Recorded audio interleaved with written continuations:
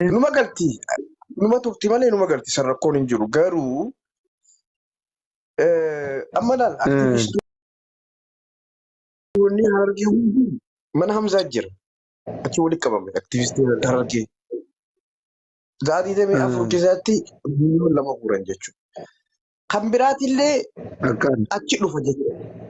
Laal barsii mee dheengaddaa taanis dubbii tana sii tuqe ammallee irraan sii deebi'a. Yoo namni kutaasanii mata duree kee kaanillee cina dhaabbata. Amma Hamzaa jira, Sheeshee jira, Ziqee jira, Nammeeqaa jira. Takkitti uummannumaan folawara qabu hunda mana san jiran. Oromoon kutaa 11 dhuftee isaanii hirmaatte jechuun boruus waliif hirmaatan akkana laal. Addunyaatti hafu. Arra silaa asliin seene dubbii tana keessatti Nasrii silaa seene Mubaarak yoo seene ga'aa takka keessatti maallaqni kun xumurama. Asirratti haasa'uu dhaban malee guruppii keessa galanii jiran. Gurubbii maali? Asirratti malee dhufanii asirratti onlaayinii irratti guuranii xumuranii za'aa takka za'aa 2 keessatti xumurama. Gurubbii keessa akkanumatti ta'uu eenyu arga? Gurubbii no dhiisi tana jalam kaayini dubbii jalam kaayini waan akkanaati. Mana baranii hojii kiyya ja'anii guyyaa tokko keessatti xumuranii galchuu danda'an. Yoo isaan mata dureedhaan hirmaatan si cina dhaabbatan kan biraanii dhufa. Arra sila asli Nasriin jiraate Mubaarak ol seena. Handhumaa jirtu siima. Dangadda gisee dhufee deeme. Sila ijoolleen Arsii as keessa baay'inaadhaan bakka takka ja'an namuu dhufee seena. Dhugaa jirtu siima. Wanni si dhoofin hin jiru. Abbaan fedhe bira kutu. Kun dirqama. Baruu wal sigaala tokko jira laal. Akkuma addunyaatti deemta akkuma yeroo deemta siigalee arra sila kingi as keessa yoo jiraate. Kaargoo kabaal kaargoo Nasrii Annoolee Maarree ijoolleen hundi silaas jiraate aktivistiin naannoo biraatillee ol seenaniiti wanna kana irratti hirmaatanii maallaqa kana za'aa takka keessa guutama jechuudha. Maa dhufanii deeman amma aktivistoonni gurguddaa dhufanii silaalanii deeman. Ijaan silaalanii kutan maaliif ijoollee Arsiitiitu intala mucayyoo tana akka Arsiitti Oromoodha garuu akka Arsiitti mata dureedhaan kan deemuu qabu namuu kutaa isaa gisee waamicha godhatu yoo abbaan iyyatee firri dirmata.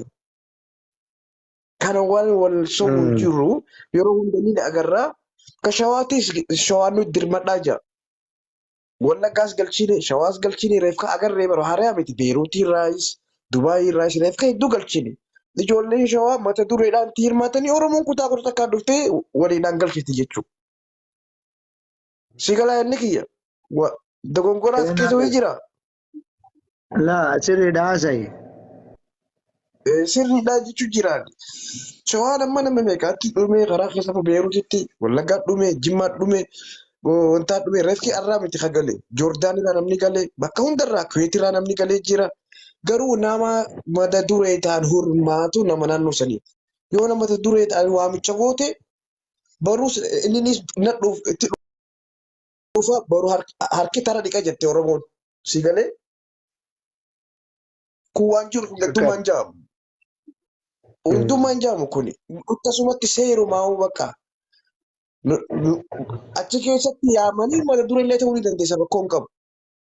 Dhimma kana kanaaf mucayyoo tanaaf miliyoona namaa guurame tanaaf garuu namni irraa dubbataa jiru hin jiru.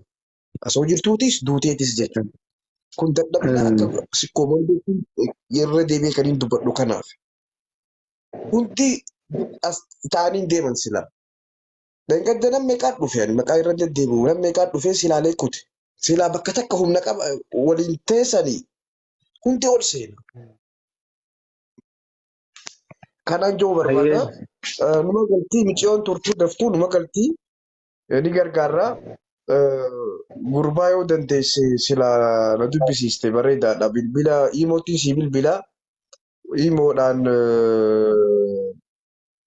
laawud gootee waliin dubbisiistan sadeen waliin haasofna. Nimicha garraa xumurree ani akkumaan feesbuukaadhaan isii maxxansee akkaawuntii isii maxxansee Yaalamee maraa isheetti calleessi dubbisiisa. Anillee beektaa xiqqoo karaarra ture dadhabbii qaba. Marra natti hin tolle haalli dhuunfama xiqqoo ajaa'ibaa ta'uu didee.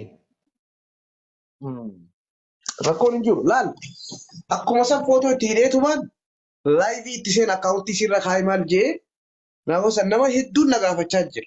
Gargaarsaaf illee jechuudha. Adda baafachuun barbaada. Adda baafadheeti.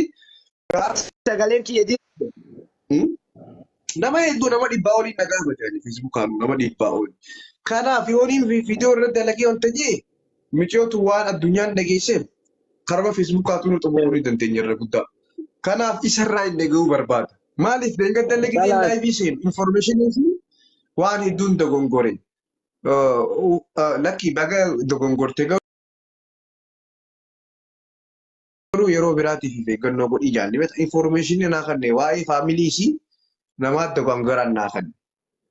Asoo faamilii seerraa hin dhageenye faamiliin isillee san ofiisii goone jaanatiitu dhiigasii baasee garuu ofiisii goone uliifillee gizee waa haasoitu faamiluma irraa fudhadhu haasoi information gadi fageenyaan nan jaani kanaaf isa gaafadhaa siin jee amma yaadna keessa galee sirriitti abbicha wanna kana jiru laawudi godhiiti wal qunnamsiisi Hassan waan inni jiru dhageetiin laayivii seera. Salaamu alaikum. Ayyee siida walaa wal quba qabaannaa ayyee anis irraa ba'a ayyee abduu dubbadhume alaikum salaam. Akkam nagaa jirtu? Dadhabdee jirtaa bakka asii gadi irraa gabaabsee abdii dubbadhu ayyee. Baga nagaa jiraattan ajandaa illee hin beeku galatooma waan na seensiftaniif. Ajandaa isinirra jirtan hin laalle sunuma laaleetiin seene waan na seensiftaniif galatooma.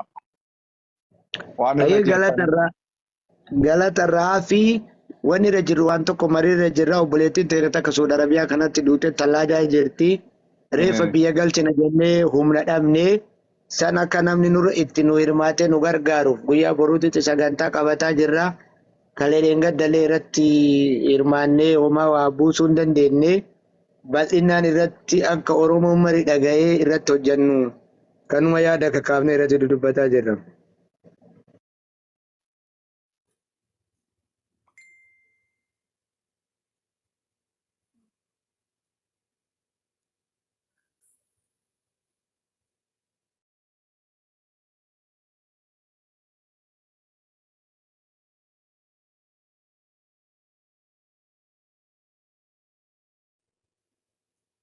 معلوم إلو إكربيتكم إلو إكربيتك إلو دقيتا مالي بلين تدربو دي مالي بلوكو دربو دي إكربيتك إلوكو بس لاتا متى نركو كو نديزا بنا تدو إلو الرسي وغارب إيه تنركو عندك نبي ساعتكو أولو كان دي متا Jechuun barbaadeti follow as jala taa'aa kana bakka beeka.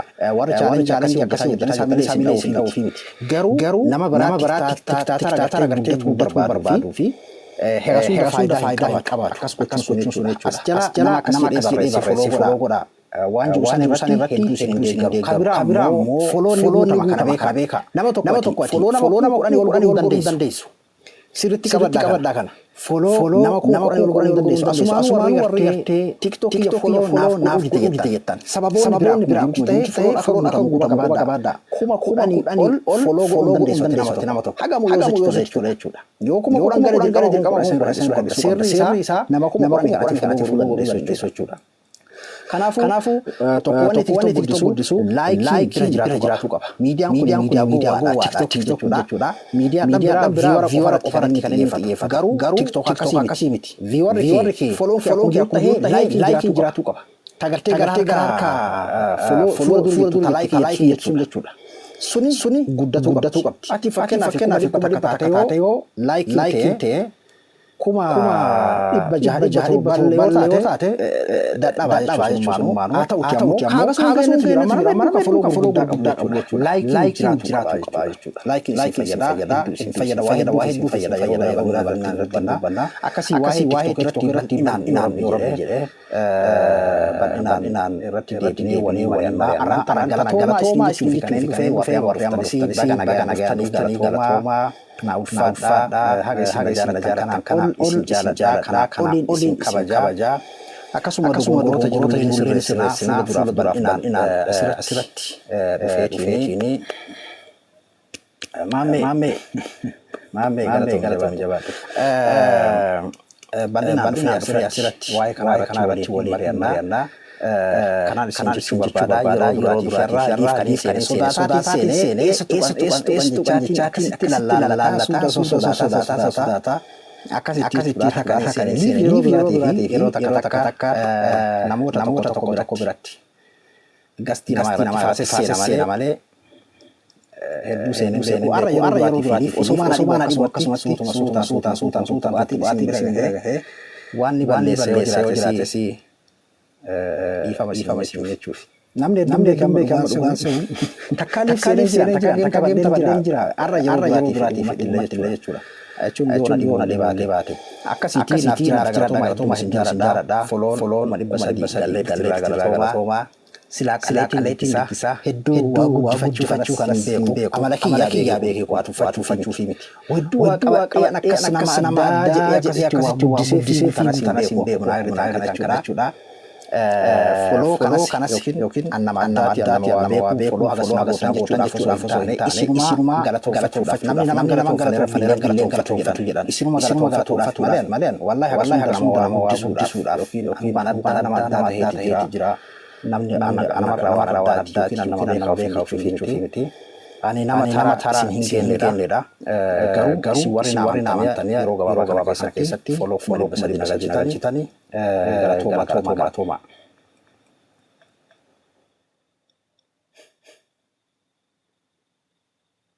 Maaltu natti hin barre? Meeqoo keessan maali? Waalaikumsalam warahmatullahi wabarakatuh. Hayati waalaikumsalam warahmatullahi wabarakatuh. Oromiyaa ayyee maashaallah galatoomaatilleen. Mee takka salam ayyee ayyee aamin. Ayyee abduu nama kabajaa ayyee naaf galatoo sabboontu. Akkaataa liif nama galchan nu barsiisi tole ayyee inshaallah. Isin barsiisa ayyee. Raha galatoo naaf jiraadhu. Amma nama galchuutti hin jiru Jamaal amma nama galchuutti inshaallah naan dhufa. Muhammad Aljaziiraa namaan dinqisiifatu namaan hedduu ajaa'ibsiifatu dhugaa dubbachuuf taataroota keessaan Muhammad Aljaziiraadha. Ogummaa isaa amma rabbii waan baratu isa harka qabeef dabalate Muhammad Aljaziiraa. Mee amma durii jechuun biyya namaa keessa jirta amma fa'aa maaliif hin baranne Muhammad Aljaziiraa namaan dinqisiifatu nama waan takka dandeettii guddaa tokko qabudha. Namoonni akkanaa kun gara YouTube qaban TikTok irratti hafuun qaban jechuudha. YouTube sun waa hedduu si jabeessa tokkoffaa waan achirraa waa argattu faayidaa saniif jabeessita. Kan lammataa akka mana kuusaan ariitii waan namni bakka waa irraa argatu akka kuusaatitti waan bareedu isaa eeguu fi eeggannoodhaan achi keessa waa kaayata jechuudha. Akkasii gara YouTube Muhammad Aljaziiraa. Kootu gara YouTube TikTok har'a miti. Akkasuma shamarran biyyoota arabaa gara jirtanii maammee fi giiftii wallahi galatoon kabajaa beekaa garuu ani wallahi giiftii miti. Ani YouTuberaa mallaqa alhamdulillah bashita argadha irra guddaan giiftii miti. Kabajaa fi garuu namni yeroo namaa kennu dubbachuu fi kabajaa jaalala beeka. Tahee garuu akkasiiti bifa akkasiitiin namoonni dandeettii akka Muhammad Aljaziiraadha karaa YouTube. Akkasuma peejiinis biyya keenya san miseensota sooshaal miidiyaa kanneen ta'uu malee dhugaa dubbachuu fi peejii feesbuukaa fa'aa mallaqa guddaa qabala. Uummanni mallaqa guddaa argata jechuudha. Viiwarri karaa caalaan peejiitiin jira. Peejiin amma biizinasii dalagaa jechuudha. Ammoo biyyi keenya miseensa keessa hin jirtu. Haa ta'uutii akkaataa itti irratti hojjetan amma waa'ee peejii san irratti anayyuu nafatanii waa'ee peejii sun peejii feesbuukaa. Feesbuukaa normaala peejiidha. Kan biizinasaa irraa guddaa jechuudha.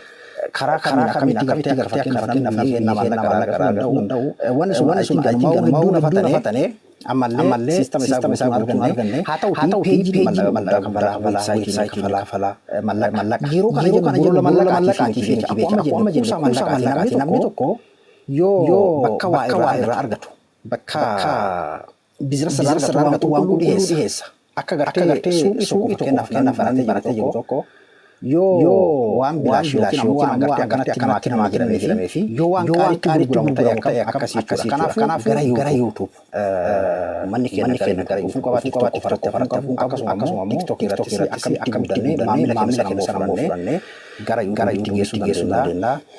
Namas jira qofa godhaa jechuusan qofarratti waa hojjedhaa foloo sassaabachuu bara. Ediit godhuu bara. Muhammad Al-Jazeera kana yeroo takka ediitiin akkanumatti bilaashi waan argate. Yeroo takka laalama isaarra Facebook isaarra akkasuma karaa TikTok kanaan jechuudha. Ediitiin ilaalama. Ediitiin guddaa YouTuberri biraan yoo ijoollee habashaa taate malee jechuudha.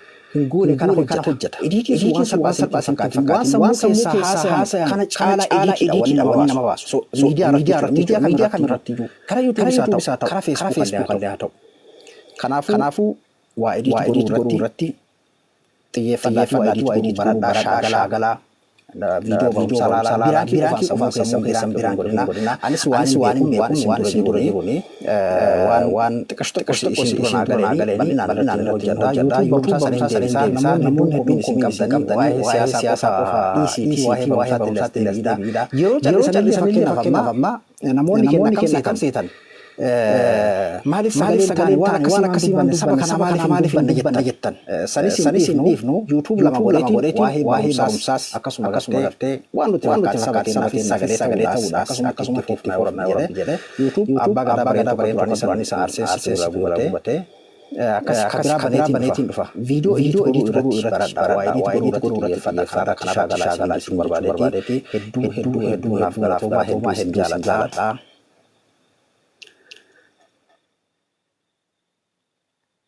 Abduu Rabbi seguma hin qabne si haa dabalata. Amin. Fuad garatu habibi. Baga nagaa illee. Waalaikum salaam warahmatullahi wabarakatuh. Qaanfachuun amala kiyya.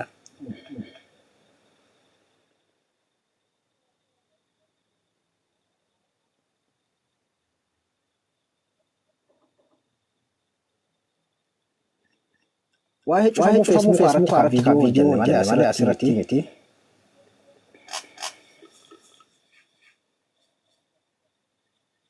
Jira galata Rabbi.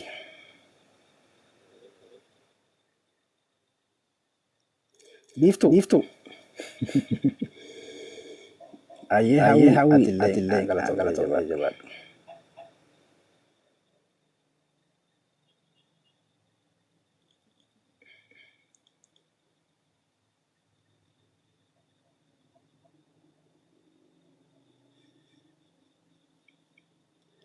Hedduu galatoomaa hundi keessanuu galatoomaa jira.